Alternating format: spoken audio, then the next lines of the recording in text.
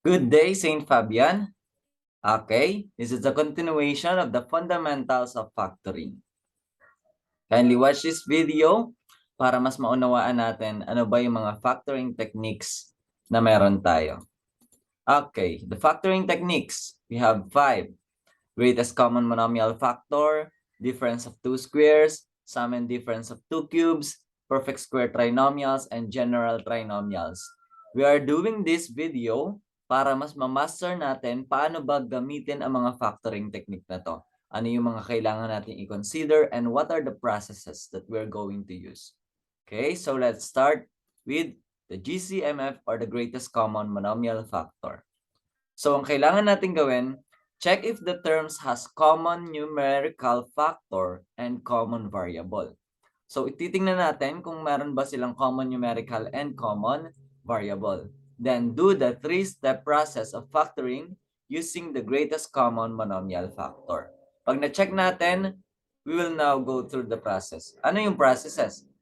Number 1, get the greatest common factor of numerical coefficients if there is any. Titingnan natin yung mga numerical coefficients ng bawat terms kung meron silang greatest common factor. Number 2, find the variable that has the least exponent, may pinakamababang exponent, that appears in each term. Yung makikita sa lahat ng term, if there is any. And pangatlo, the product of step 1 and 2 is the GCMF. So let's try this. Okay.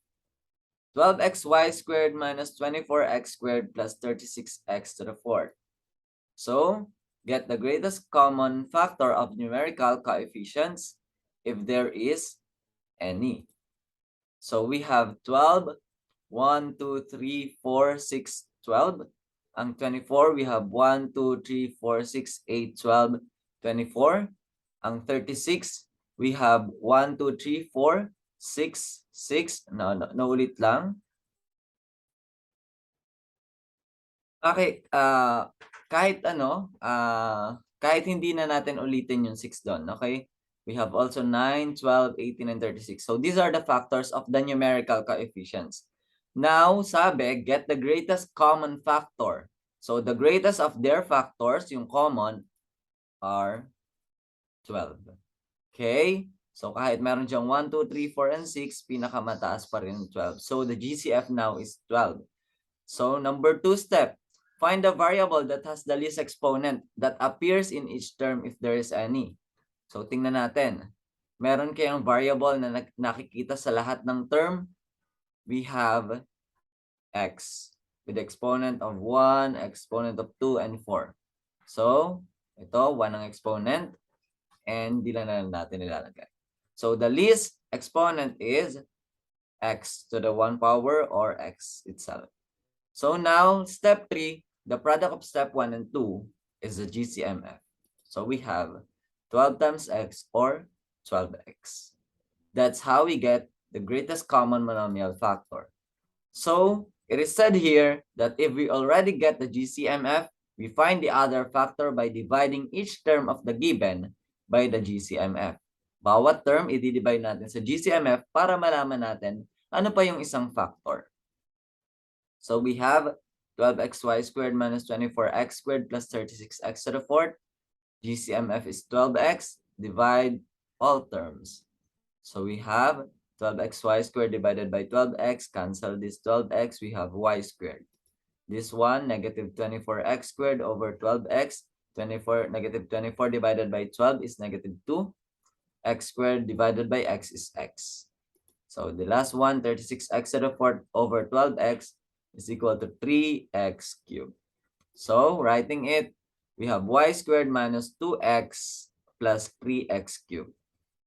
So now write the answer in polynomial and in factored form. So the factors of 12x y squared minus 24x squared plus 36x to the 4th are 12x and the quantity y squared minus 2x plus 3x cubed. So that's the greatest common monomial factor. So let's proceed to difference of two squares. So the given must be binomial or it has two terms. Operation must be subtraction because it's difference. And the two terms must be both perfect square. So, the process, get the square roots of both terms. One factor is the sum of their square roots. The other factor is the difference of their square roots. So, let's have our example. 4x squared minus 25. Let's check. The given must be binomial or two terms. It has two terms. Let's check. Operation must be subtraction. Let's also check. And the two terms must be both perfect square. 4x squared is perfect square, 25 is perfect square. So that's also a check. So let's proceed to the process. Get the square root of both terms. Square root of 4x squared is 2x. Square root of 25 is 5. Now, one factor is the sum of their square roots. Sum ni 2x and 5. We have 2x plus 5. And the other factor is the difference of their square roots. We have 2x minus 5. So the factors of 4x squared minus 25 are 2x plus 5 and 2x minus 5. So that will be our answer. We also have sum and difference of two cubes.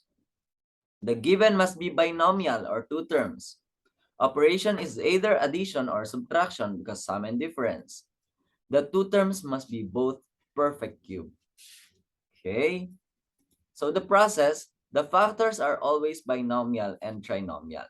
So ganun yung process natin. Dapat lahat ng factors ng sum and difference of two cubes is ay binomial and the other one is trinomial.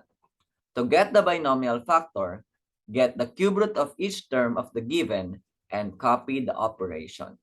Yun daw yung binomial factor, yung cube root ng ating given. And then, kakopy lang natin yung operation. So, to get the trinomial factor naman, focus on the binomial factor. Titingnan na lang natin yung binomial factor.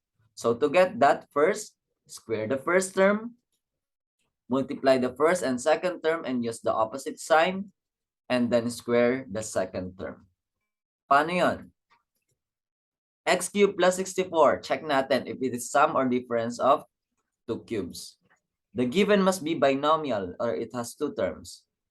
That's a check. Operation is either addition or subtraction. It's addition. That's also a check. The two terms must be both perfect cube. X cubed is a perfect cube. 64 is a perfect cube. That's also a check. So now let's solve. The factors are always binomial and trinomial. So to get the binomial factor, get the cube root of each term of the given, cube root nito at cube root nito, and copy the operation. What operation will be using? Plus. So we have what is the cube root of x cubed? Cube root of x cubed is x. How about the cube root of 64? Cube root of 64 is 4. And then copy the operation. We have addition, so we have x plus 4. This is the first factor, which is the binomial factor. Now, to get the trinomial factor, okay na tayo sa binomial, trinomial naman ang hanapin natin. Magfo-focus na tayo kay binomial factor. So, to get that letter A, square the first term, which is the first term, x. Square x, we have x squared. Next one. Multiply the first and second term and use the opposite sign. So 4 times x or x times 4 is 4x. So positive to, the opposite sign must be negative. And for the last one, square the second term. We will just square 4. 4 squared is equal to 16. So the second factor or the trinomial factor is now x squared minus 4x plus 16. So we already have the factors of x cubed plus 64. We have x plus 4 and x squared minus 4x plus 16. And these are the factors of x cubed plus 64. So it's sum of two cubes. How about difference of two cubes? Check natin kung difference of two cubes nga to. The given must be binomial or it has two terms. That's a check. Operation is either addition or subtraction. It's subtraction. That's also a check. The two terms must be both perfect cube. 8x cubed, 8 is perfect cube, x cube is perfect cube, 125 and y cube, 125 is a perfect cube, y cube is a perfect cube, so that's also a check. Now, we will go through the process. The factors are always binomial and trinomial. To get the binomial factor, get the cube root of each term of the given and copy the operation. The operation is negative or minus. So we will use subtraction of binomial.